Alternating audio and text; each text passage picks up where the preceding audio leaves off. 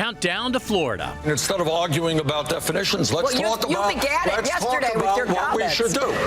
And one of the things we should do is not only talk the talk, but walk the walk. Well, I think it's time to end the very artful smear that you and your campaign have been carrying out in recent weeks.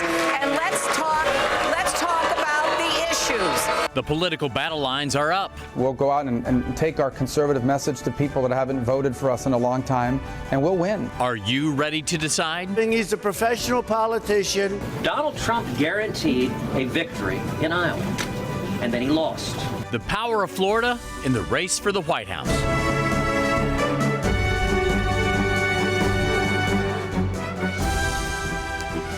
Hello and welcome to You Decide, Countdown to the Florida primary. I'm John Brown. Well, the stage is now set for one of the most exciting political battles in history. And we're going to give you local insight and in-depth analysis every step of the way. As you know by now, the first votes were cast in Iowa this past week, and now all eyes are set on New Hampshire as the candidates make their way to the east. Primary contests will be held there on Tuesday night. From there, as you can see, the candidates head to South Carolina. Other notable dates are March 1st, that is Super Tuesday, and the Florida primary, which happens 2 weeks later on March 15th. Now, over the next half hour, we have analysis and experts covering every possible angle. Our power panel is here. We have Carl Jackson and Frank Torres. Our political editor, Craig Patrick, will talk about what it was like to be behind the scenes in Iowa. Our own pollster, Matt Towery, will explain how he was the only one to call it right in Iowa. And then Scott Maxwell from the Orlando Sentinel gives us his opinion on the winners and the losers. We start on the campaign trail. Luann Sorrell has more on the messages coming from New Hampshire. Ted Cruz is now trying to convince voters he is not a one-state wonder like previous caucus winners. And the way we did it in Iowa is how we're working to do it in New Hampshire, is how we're working to do it in South Carolina. New Jersey Governor Chris Christie is pulling out the punches on Senator Marco Rubio, saying he is a first-term senator who has never managed anything. Marco Rubio has been a United States Senator now for 5 years. 5 years. And for 2 of those years, he's been running for president. But analysts say Rubio is looking more like the mainstream candidate. Vote for me, because if I'm our nominee, I will unite the Republican Party. I will unite the conservative movement. We will have differences. We're walking through them right now in this primary. But we cannot win if we are divided. Donald Trump is dominating the polls in New Hampshire. I was told by everybody, do not go to Iowa. You could never finish even in the top 10. Former Florida Governor Jeb Bush is looking for any kind of momentum. New Hampshire has a tendency to reset the race, and I think what people are going to want is someone with a proven record, proven leader, someone who has detailed plans to fix the mess in Washington. Ohio Governor John Kasich is also looking for some traction, too, in New Hampshire. I am not a celebrity candidate, so therefore I need to get some oxygen, and if we do well here, we've got many people across the country who are poised to jump in. On the Democratic side of things, Hillary Clinton has an uphill battle in the Granite State, where polls show she is trailing Bernie Sanders by double digits. Her opponent is from the neighboring state. Maybe she should just skip New Hampshire. And not on your life. I would never quit on New Hampshire. I would never do that. In New Hampshire, Vermont Senator Bernie Sanders is firmly in command. The government of our great country belongs to all of us, and not just a handful of billionaires. When that happens, we will transform this country. And with all the candidates now in New Hampshire, we have some new polling numbers just coming out so we can see exactly how they're doing. Producer Josh is here with us to take a look at some of these polls. And yeah, interesting, much different from Iowa from what we're seeing early on. Much different. Let's just say that New Hampshire is feeling the burn. Yeah, that is Bernie Sanders. Bernie Sanders in his new University of Massachusetts poll is double his lead over Hillary Clinton, 57% to 33% support. So let's take a walk down to the Republicans. Yeah. And it's interesting, too, because on some of the others, it was even further apart. And on the Republicans here, bit of a shakeup with Marco Rubio this week. He's up now. Yeah, Trump is definitely still has a commanding lead. But Marco Rubio, he's the one to watch. Just about 5 days ago, his support was about 8%. 5 days later, he's at 14%. So his momentum is just gaining, especially out of Iowa, where he finished third. And also interesting to see John Kasich there, because that means on the second page here, it's where Ted Cruz is. And he hasn't been on the second page in many polls lately. No, actually, he dropped. He was actually up in the third place earlier in this week, but now he's dropped to the fourth place with his Iowa win. You think would take some more momentum, but now he's at 9%. Jeb Bush still struggling. He's 6%, and Chris Christie at 5%. So still a big struggle. What's interesting, though, John, is a poll out shows that New Hampshire voters said 30% of Democrats say they have not made up their mind yet when it comes to the Tuesday primary. And it's a lot of people going in not knowing what they're going to do. Right, and over 60% of Republicans say they're not quite sure who they're going to vote for. So still up in the air. A lot of changes ahead. We'll see where it goes from there. Thank you, Josh. Appreciate it. Yeah, it was quite a week, of course. A lot of surprises out of Iowa. And Ryan Elijah has a closer look at what happened there.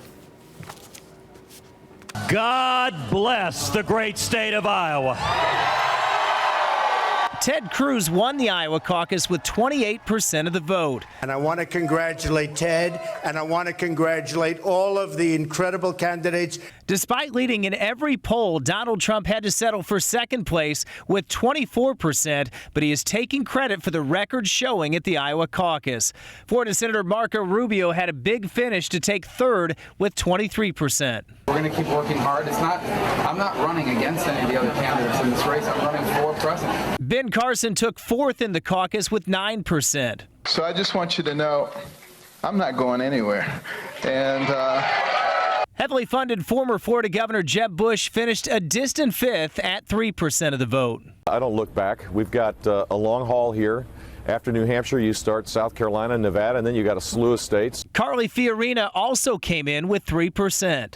We beat in Iowa Kasich and Christie, governors who spent a lot of money there, a lot more than we did. John Kasich finished 8th with 2%, but says he's confident he will do well in New Hampshire. New Jersey Governor Chris Christie also finished with 2%. I intend to be the nominee. And when I am the nominee, I got to go win Iowa to be able to become president. On the Democrat side, it was an extremely tight race. Breathing a big sigh of relief. Thank you, Iowa.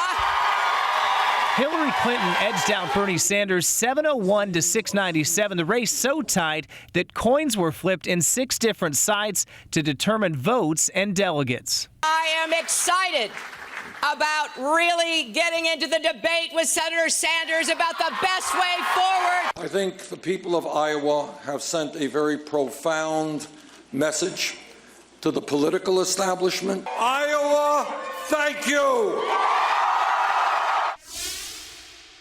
Political editor Craig Patrick, who was in Iowa, but he's now back here in Florida. So, Craig, we saw the results. What was the mood of some of the campaigns up there once we saw some of these numbers start coming in? Well, there was a great deal of disappointment in the Trump camp. Trump himself was gracious, but you had loud boos when the announcement from Fox election headquarters came in that Cruz had won the election. Afterwards, there was some resentment among, in particular, the Carson camp, that rumors had been spread that he was dropping out, and that may have helped Ted Cruz a little more. I want to get your take on the Democratic side, too, because you've heard a lot of spin coming out of Iowa, getting ready for New Hampshire. What are your thoughts? You were on the ground. You saw it, how it played out. Were you surprised that it was really a tie for all intents and purposes? We knew this was going to be razor close. I was not surprised at all. I was a little surprised that you had delegates decided, in effect, literally by a coin flip in a couple of the precincts because they could not work it out.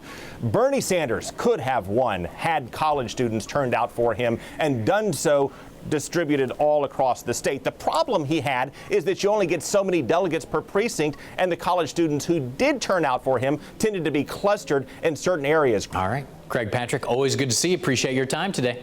Thank you. Still ahead, the struggle is real for Jeb Bush, his embarrassing moment this week, and why he could use a few extra hands to get back in the business of creating a more peaceful world. Please clap. Our Good Week, Bad Week segment is coming up next. Before we head to break, got some political fun facts for you today. Take a look at this. John Kennedy, by the way, the youngest ever elected president at 43. Ronald Reagan was the oldest at 73. We have a lot more coming up. We'll be right back.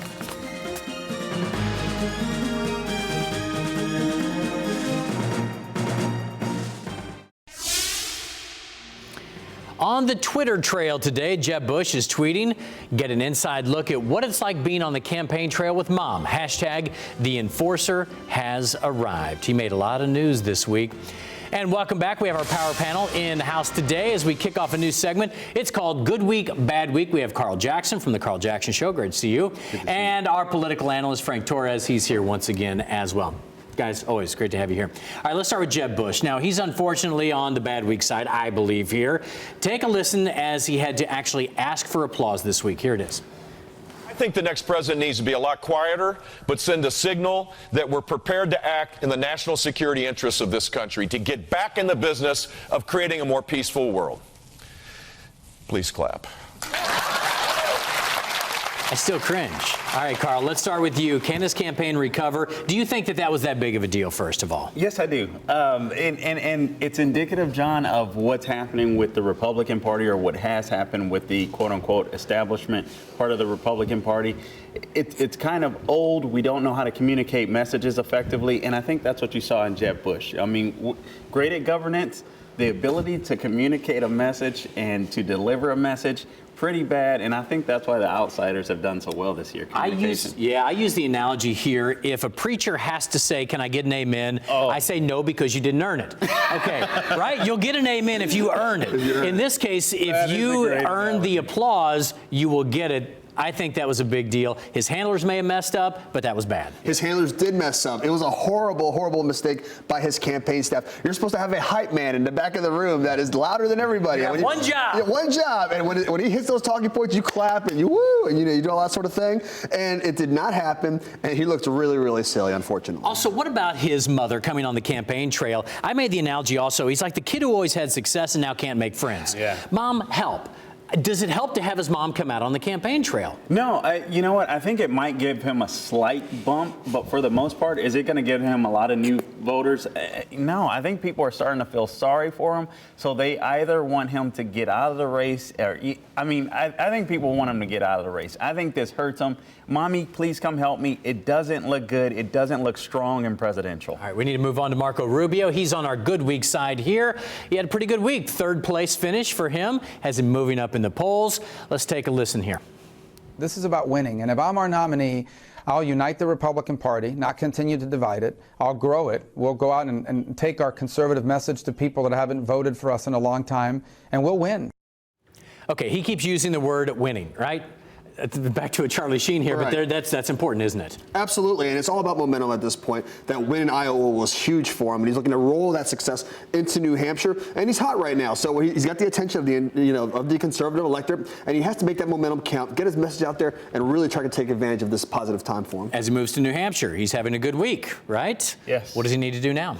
Well, I think he just needs to continue what he is doing. For one, Marco Rubio is very good at, I got to be honest with you, he's very good at communicating and deflecting tough questions. The guy knows how to reframe an argument like no one's business. I think, in a sense, though, we're accepting the good instead of the great, because what the Republicans failed to do is recognize Ted Cruz's victory this week as the first Latino ever to win the Iowa caucus. So Rubio has managed to swoop in and kind of take all of that glory. Take advantage of it. It's impressive. All right, gentlemen, good to have you here. Do appreciate it. Still ahead, he's the only one who called Iowa right. We'll talk to our very own Fox 35 pollster, who's getting a lot of national attention for his accuracy in Iowa. As we go to break, another fun fact. The tallest U.S. president was Abraham Lincoln, 6'4". The shortest, foot shorter, James Madison at 5'4". We'll be right back. On the Twitter trail, once again, Donald Trump posting, politicians are trying to chip away at the Second Amendment. I won't let them take away our guns. Let's also check out Hillary Clinton. She tweeted, women deserve a champion in the White House. Well, so many pollsters were knocked off their pedestals in Iowa as they picked Donald Trump as the clear winner.